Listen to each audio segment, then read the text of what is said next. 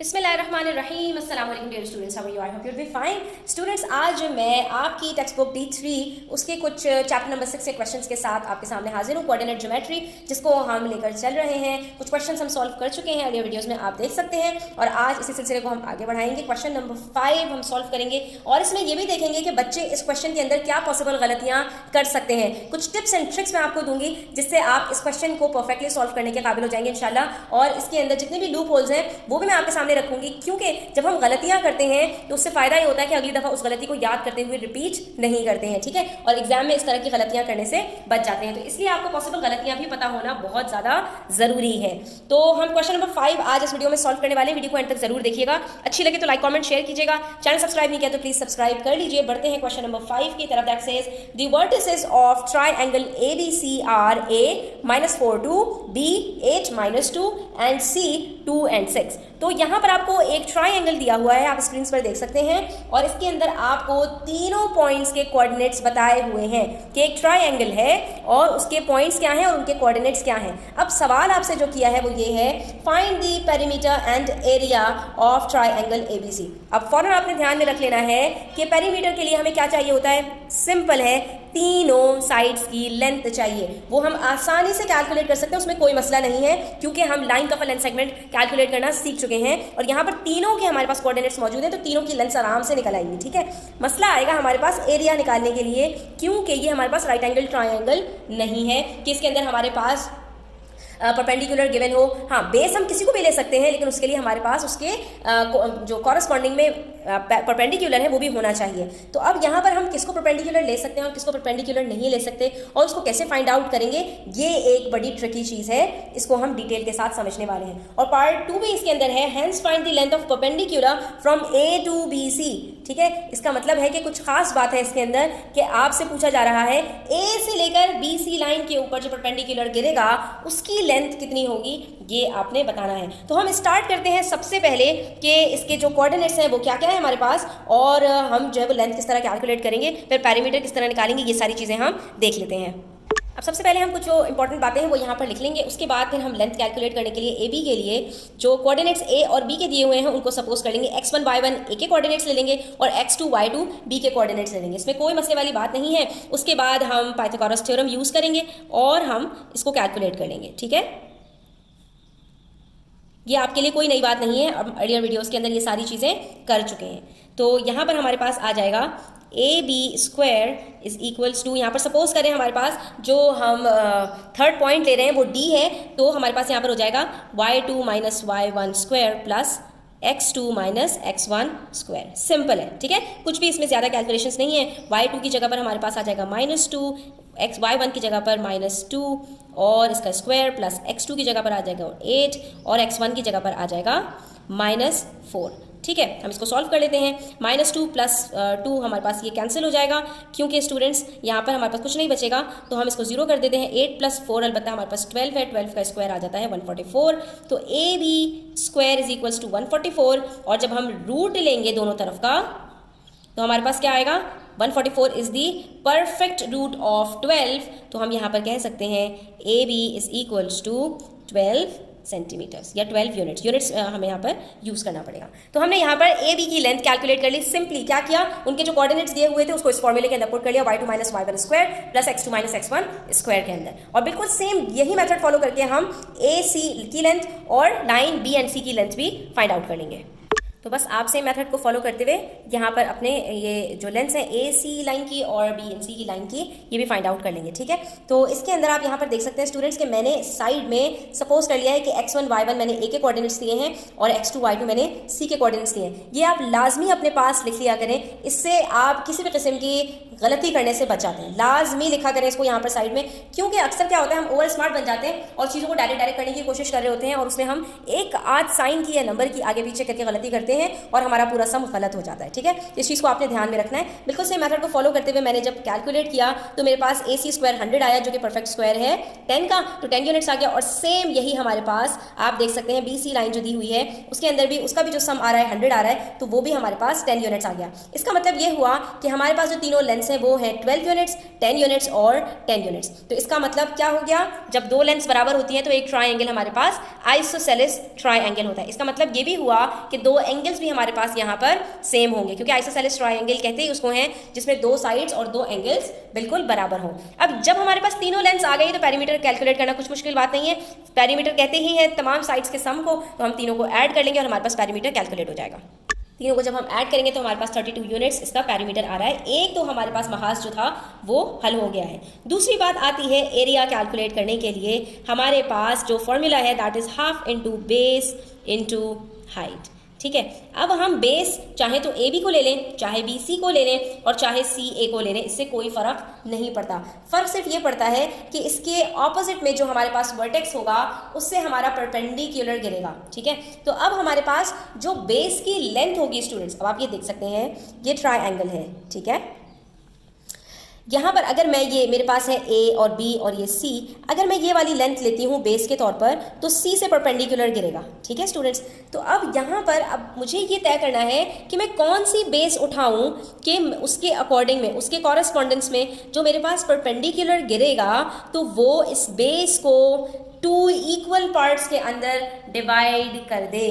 तो क्या आप सोच सकते हैं, मैं आपको यहाँ पर एक हिंट देती हूँ कि ये एक आइसोसेलेस ट्राइंगल है और आइसोसेलेस ट्राइंगल के अंदर ये फ़ायदा होता है कि इसकी वो दो साइड्स जो इक्वल होती हैं, वो दो साइड्स जो इक्वल होते हैं उनके बीच में जो वर्टेक्स होता है जब वहाँ से परपेंडिकुलर गिरता है तो जो नॉन इक्वल साइड है वो दो इक्वल पार्ट्स के अंदर डिवाइड हो जाती है। और यहाँ पर आप देख सकते हैं कि मेरे पास जो साइड BC और CA है वो दोनों इक्वल हैं, यानी मेरे पास जो नॉन इक्वल है वो साइड AB है। ठीक है, तो बच्चों बस आपने इस चीज़ का यहाँ पर ध्यान रखना है कि हमेशा जब भी आपको आइसोसेलेस ट्राइंगल दिया हुआ होगा तो जो नॉन इक्वल साइड है उसको आप अपना बेस लेंगे और उसके ऑपोजिट में आपके पास जो परपेंडिकुलर गिर रहा होगा उसको आप अपना हाइट लेंगे। ठीक है, और अगर मैं ऐसा करूँगी तो मुझे अपना एरिया कैलकुलेट करना बहुत आसान हो जाएगा। मैं अभी आपको यहाँ पर बताऊँगी कि हम यहाँ पर ये दोनों साइड्स लेंगे तो हमें क्या नुकसान होगा। ठीक है, अब यहाँ जो सबसे पहला काम करना है उसके लिए हमें ये करना है, बेस तो हम ले लेंगे AB को, उसके लिए जो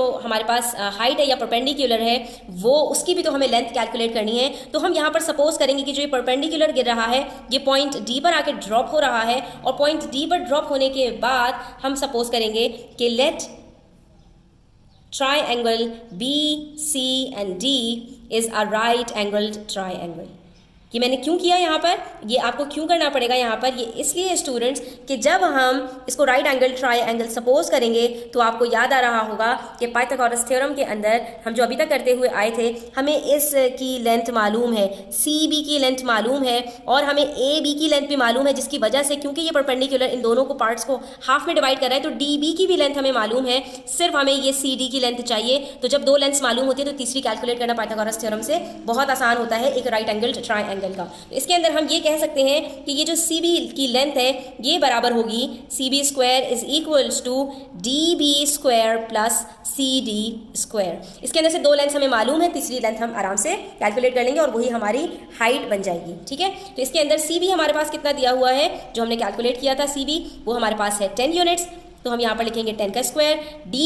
DB हमारे पास बराबर है हाफ ऑफ DB। ठीक है, तो हम यहाँ पर कहेंगे कि बराबर है हाफ ऑफ AD, तो इसका स्क्वायर निकाल लेंगे। और CD हमें मालूम नहीं है तो हम यहाँ पर ये जो CD है हमारे पास ये हम यहाँ पर फाइंड आउट कर लेंगे। ठीक है, 10 का स्क्वायर होता है 100, हाफ ऑफ AD हमारे पास कितना है, sorry half of AB, half of AB हमारे पास यहाँ पर कितना है, 12 का हाफ कितना होता है 6, तो आप 6 का स्क्वायर कर लीजिए प्लस CD स्क्वायर। अब आप इसको सॉल्व कर सकते हैं आसानी के साथ। तो हमारे पास यहाँ पर CD स्क्वायर बराबर हो जाएगा 100 माइनस 36 के, that is equals to 64 which is the perfect square. यहाँ पर आप रूट लीजिए तो CD आपके पास आ जाएगा 8 यूनिट्स और यही हमारा परपेंडिकुलर की लेंथ है। ठीक है, ये हमें चाहिए थी एरिया कैलकुलेट करने के लिए, यहाँ पर ये हम निकाल चुके हैं। हमने सिंपली अब क्या करना है, एरिया के फॉर्मूले के अंदर इसको पुट करेंगे।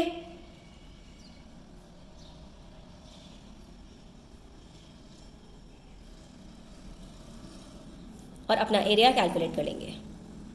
ठीक है, हाफ इंटू बेस हमारे पास कितनी थी students, half of A B, तो हमारे पास वो क्या निकल आई थी, हमने वहीं यहीं पर निकाल लिया था कि 6 थी हमारे पास, और लेकिन यहाँ पर हम 6 नहीं लेंगे स्टूडेंट्स, ये हाफ है ए बी का, हम यहाँ पर पूरी जो है वो लेंथ लेंगे ए बी की, क्योंकि बेस हम पूरी ले रहे होते हैं एरिया के अंदर, हाफ नहीं ले रहे होते। हाफ हमें सिर्फ इसलिए वहाँ पर लेना था जहाँ पर हमें राइट एंगल ट्राइंगल को सॉल्व करना था, इस चीज़ को आपने ध्यान में रखना है। ठीक है, तो यहाँ पर हमारे पास जो बेस है वो 12 यूनिट्स है, और हमने जो सी डी की लेंथ कैलकुलेट की यानी हमारा परपेंडिकुलर है वो 8 यूनिट्स है। अब यहीं पर हम इसको सिंप्लीफाई कर लेते हैं, 6 8 are 48, तो हमारा एरिया भी कैलकुलेट हो गया, that is equals to 48 units.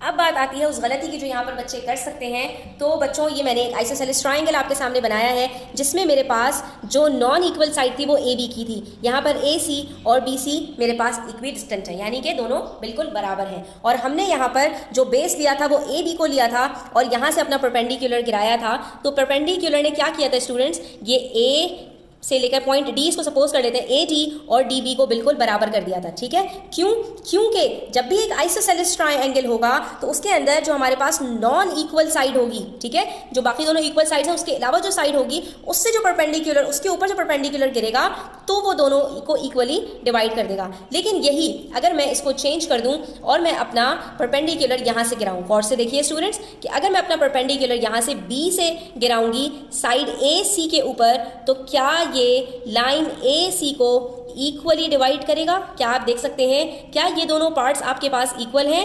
No, ये दोनों पार्ट्स आपके पास इक्वल नहीं आएंगे, जैसा कि आपके पास ए डी और बी डी बिल्कुल बराबर आए थे।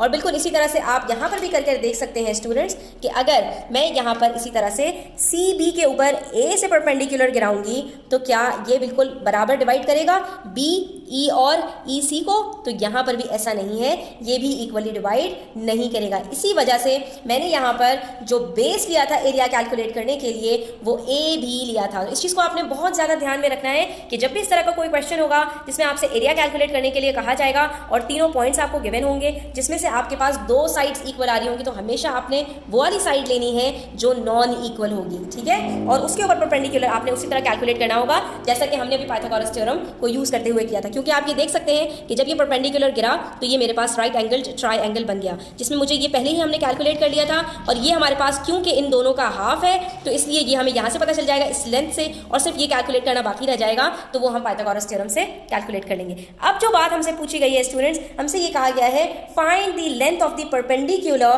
From A to B C. ये जो लेंथ है ये अब आप बता दीजिए। तो अब आप ये नहीं कह सकते स्टूडेंट्स कि ये वाला जो परपेंडिकुलर होगा वो क्योंकि इन दोनों को इक्वली डिवाइड कर रहा है इक्वल पार्ट्स के अंदर, इसलिए हम उसको एरिया वाले फॉर्मूले के अंदर पुट करेंगे, और क्योंकि हमें एरिया मालूम हो चुका है और हमें ये वाली बेस भी मालूम है तो इसलिए हम परपेंडिकुलर वहां से कैलकुलेट करेंगे, ना कि हम वो वाला पाइथागोरस थ्योरम वाला फॉर्मूला यूज करें और उसके अंदर हम कहें कि यहाँ पर हमारे पास ये जो राइट एंगल ट्राइंगल बन रहा है तो इसके अंदर इस लेंथ को कैलकुलेट करने के लिए ये हमें मालूम है और इसका हम हाफ कर लें, तो इसका हाफ हो नहीं सकता। इसलिए हम पाइथागोरस थ्योरम यूज नहीं करेंगे कभी भी परपेंडिकुलर की लेंथ को मालूम करने के लिए उस साइड पर जहां पर हमारे पास जो उसके ऑपोजिट में दोनों साइड्स हैं वो इक्वल ना हो। ठीक है, तो अब हम इसका वो कैलकुलेट कर लेते हैं परपेंडिकुलर की लेंथ। बस हम यहाँ पर लिख देंगे, now to find the length of perpendicular from A to B C we can not cut the line B C into half for base. ठीक है, इस ट्राइंगल के अंदर बेस के लिए ये जो बेस बनती है उसके लिए हम इसको हाफ में कट नहीं कर सकते, so we are going to use the formula of area. उसके अंदर हमें एरिया मालूम है, हम एरिया की जगह पर लिख देते हैं 48, और बाकी हमारे पास हमें बेस भी मालूम है, और बेस हमारे पास है यहाँ पर लेंथ ऑफ बी एंड सी, वो हमारे पास कितनी है स्टूडेंट्स 10 यूनिट्स है, और हमें हाइट नहीं मालूम दैट इज परपेंडिकुलर, तो वो हम यहाँ पर कैलकुलेट कर लेंगे। तो यहाँ पर आप इसको सिंप्लीफाई कर लीजिए, आपके पास 5 बच गया। परपेंडिकुलर कैलकुलेट करने के लिए 48 को आपने डिवाइड कर देना है 5 के साथ, आंसर आपके पास आ जाएगा यहाँ पर 9.6 यूनिट्स। तो आपने देखा कि हमारे पास यहाँ पर जो परपेंडिकुलर था वो पाइथागोरस थ्योरम से सॉल्व नहीं हो सकता था। सिर्फ परपेंडिकुलर कैलकुलेट करने के लिए, मैं फिर रिपीट कर रही हूँ, परपेंडिकुलर कैलकुलेट करने के लिए आप सिर्फ तब पाइथागोरस थ्योरम यूज करेंगे जब आपके पास आइसोसेलेस ट्रायंगल हो और नॉन इक्वल साइड के ऊपर आपके पास परपेंडिकुलर गिर रहा होगा, ठीक है, तब आपने सिर्फ परपेंडिकुलर कैलकुलेट करने के लिए अपना पाइथागोरस थ्योरम यूज करना है। वरना आपने पहले अपना जो है वो एरिया कैलकुलेट करना है किसी नॉन इक्वल साइड के ऊपर परपेंडिकुलर गिरा के, और उसके बाद जो भी आपसे किसी और साइड का परपेंडिकुलर पूछा है तो आपने उसी एरिया के फॉर्मूले के अंदर इसको पुट करके कैलकुलेट कर लेना है। आज के लिए इतना ही। Thanks for watching the video till the end. Take care students. अल्लाह हाफिज़।